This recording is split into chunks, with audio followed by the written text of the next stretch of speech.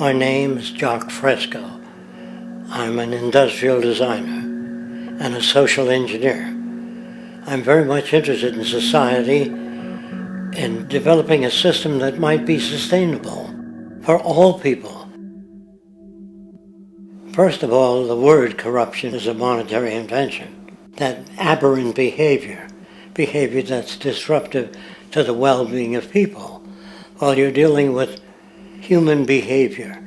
And human behavior appears to be environmentally determined, meaning if you were raised by the Seminole Indians as a baby, never saw anything else, you'd hold that value system. And this goes for nations, it goes for individuals, for families. They try to indoctrinate their children to their particular faith and their country and make them feel like they're part of that. And they build a society which they call established. They establish a workable point of view and tend to perpetuate that, whereas all societies are really emergent, not established. And so they fight new ideas that would interfere with the establishment. Governments try to perpetuate that which keeps them in power. People are not elected to political office to change things. They're put there to keep things the way they are. So you see, the basis of corruption is in our society. Let me make it clear. All nations then are basically corrupt because they tend to uphold existing institutions. I don't mean to uphold or downgrade all nations, but communism, socialism, fascism, the free enterprise system, and all other subcultures are the same. They are all basically corrupt. The most fundamental characteristic of our social institutions is the necessity for self-preservation. Whether dealing with a corporation, a religion, or a government, the foremost interest is to preserve the institution itself. For instance, the last thing an oil company would ever want is the utilization of energy that was outside of its control, for it makes that company less relevant to society. Likewise, the Cold War and the collapse of the Soviet Union was, in reality, a way to preserve and perpetuate the established economic and global hegemony of the United States. Similarly, religions condition people to feel guilty for natural inclinations, each claiming to offer the only path to forgiveness and salvation. At the heart of this institutional self-preservation lies the monetary system, for it is money that provides the means for power and survival. Therefore, just as a poor person might be forced to steal in order to survive, it is a natural inclination to do whatever is needed to continue an institution's profitability. This makes it inherently difficult for profit-based institutions to change, for it puts in jeopardy not only the survival of large groups of people, but also the coveted materialistic lifestyles associated with affluence and power. Therefore, the paralyzing necessity to preserve an institution, regardless of its social relevance, is largely rooted in the need for money or profit.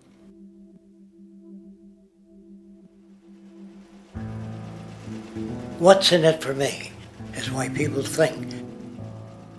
And so if a man makes money selling a certain product, naturally he's going to fight the existence of another product that may threaten his institution. Therefore, people cannot be fair, and people do not trust each other. A guy will come over to you and say, I got just the house you're looking for. He's a salesman. When a doctor says, I think your kidney has to come out, I don't know if he's trying to pay off a yacht or that my kidney has to come out. It's hard in a monetary system to trust people. If you came into my store and I said, this lamp that I've got is pretty good, but the lamp next door is much better, I wouldn't be in business very long. It wouldn't work. If I were ethical, it wouldn't work. So when you say industry cares for people, that's not true. They can't afford to be ethical. So your system is not designed to serve the well-being of people. If you still don't understand that, there would be no outsourcing of jobs if they cared about people. Industry does not care. They only hire people because it hasn't been automated yet. So don't talk about decency and ethics. We cannot afford it and remain in business.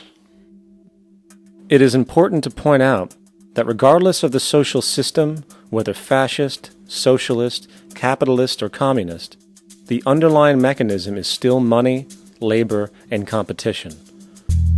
Communist China is no less capitalistic than the United States. The only difference is the degree by which the state intervenes in enterprise. The reality is that monetaryism, so to speak, is the true mechanism that guides the interests of all the countries on the planet. The most aggressive and hence dominant variation of this monetaryism is the free enterprise system. The fundamental perspective as put forth by early free market economists like Adam Smith is that self-interest in competition leads to social prosperity, as the act of competition creates incentive which motivates people to persevere.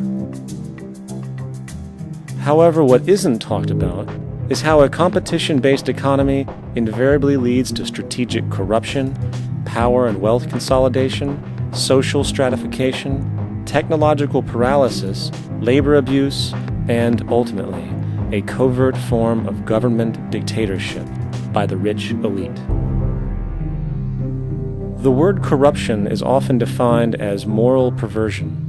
If a company dumps toxic waste into the ocean to save money, most people recognize this as corrupt behavior. On a more subtle level, when Walmart moves into a small town and forces small businesses to shut down for they are unable to compete, a gray area emerges. For what exactly is Walmart doing wrong? Why should they care about mom-and-pop organizations they destroy? Yet, even more subtly, when a person gets fired from their job because a new machine has been created which can do the work for less money, people tend to just accept that as the way it is, not seeing the inherent, corrupt inhumanity of such an action. Because the fact is, whether it is dumping toxic waste, having a monopoly enterprise, or downsizing the workforce, the motive is the same: profit. They are all different degrees of the same self-preserving mechanism, which always puts the well-being of people second to monetary gain. Therefore, corruption is not some byproduct of monetaryism. It is the very foundation. And while most people acknowledge this tendency on one level or another, the majority remains naive as to the broad ramifications of having such a selfish mechanism as the guiding mentality in society. Internal documents show that after this company positively, absolutely knew that they had a medication that was infected with the AIDS virus, they took the product off the market in the U.S. and then they dumped it in France, Europe, Asia, and Latin America. The U.S. government allowed it to happen. The FDA allowed this to happen. And now the government is completely looking the other way. Thousands of innocent hemophiliacs have died from the AIDS virus. This company knew absolutely that it was infected with AIDS. They dumped it because they wanted to turn this disaster into a profit.